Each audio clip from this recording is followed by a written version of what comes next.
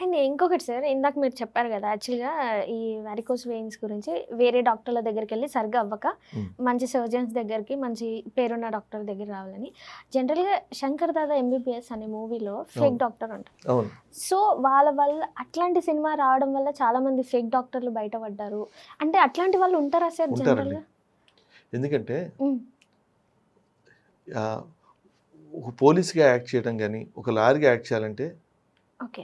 కష్టం. హ్మ్. డాక్టర్‌గా యాక్ట్ చేయాలంటే ఆర్ఎంపీ డాక్టర్ ఎనీథింగ్ కొంచెం ఆహ్, డాక్టర్ దగ్గర పనిచేసిన వాళ్ళు కూడా ఓహో! ఇలా చూడటానికి చాలా ఈజీగా ఉంటుంది. హ్మ్. ఇంత చేసినప్పుడు ఇదే మనం చేసేసుకోవచ్చు కదా అని ఫాల్స్ డిగ్రీస్ పెట్టుకొని ఆ! ఇలా ఎప్పుడు బయటపడుతూనే ఉంటారు. అవును సార్.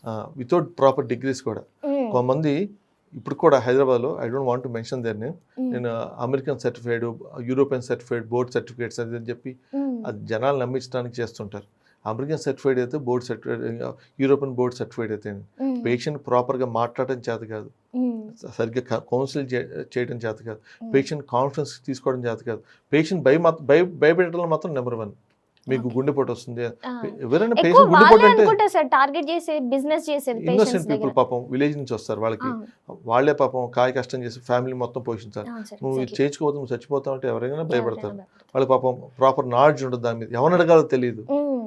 పైగా ఇది ఇప్పుడు ఒక కార్డియాలజిస్ట్ చెప్తే ఇంకో కార్డియాలజిస్ట్‌ని అడగచ్చు. ఎందుకంటే హ్మ్. ఒక ఫిజిషియన్ చెప్తే ఇంకో ఫిజిషియన్. వాస్కులర్ సర్జన్స్ చాలా తక్కువ మంది ఉన్నాం సొసైటీలో. అవును సార్. వాళ్ళకి ఎవరిని అప్రోచ్ చేయాలో, ఎవరు రైట్ డాక్టరో, హ్మ్.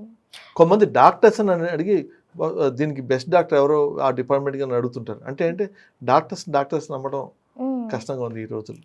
ఇంకొంతమంది పేషెంట్‌లయితే డాక్టర్‌తో మాట్లాడడానికి కూడా భయపడుతుంటారు సార్. భయపడుతుంటారు. ఓపెన్ అప్ అవ్వరు తొందరగా. అందులో నేను నిజంగా చెప్పనా? హ్మ్. నా సీక్రెట్ ఆఫ్ సక్సెస్ ఆ! అంతా చెప్పేది. ఇంకేమైనా డౌట్స్ ఉన్నాయండి అడగండి ఓపెన్‌గా అడగండి. ఓకే. ఆ!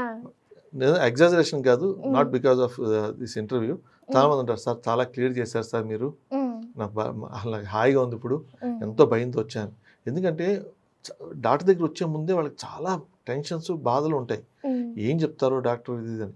అలాంటప్పుడు మనం వాళ్ళు ఇంకా భయపెట్టించామనుకోండి ఇంకా భయపడిపోతారు వాళ్ళు. హ్మ్. కొంతమంది రాత్రులు నిద్రలేని రాత్రులు ఉంటాయి కొంతమందికి. ఓకే. అందులో పేషెంట్ చెప్తుంటే పేషెంట్ ఏడుస్తుంటారు. ఎందుకంటే it is because of lack of soft skills.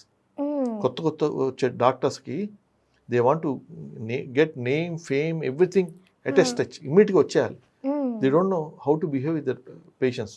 Oh patient వచ్చి చెప్తున్నారు, "సార్ ఒక డాక్టర్ దగ్గరికి వెళ్తే చెప్పను గాని మీ పేరు. నాకు తెలుసు ఆ డాక్టర్ ఎవరో. హ్మ్. వారికోజ్ వెయిన్స్ వల్ల కాళ్ళు నల్లగా అయిపోయాయంటే నీ మొహం అయినా తెల్లగా ఉందా" అన్నాడంట.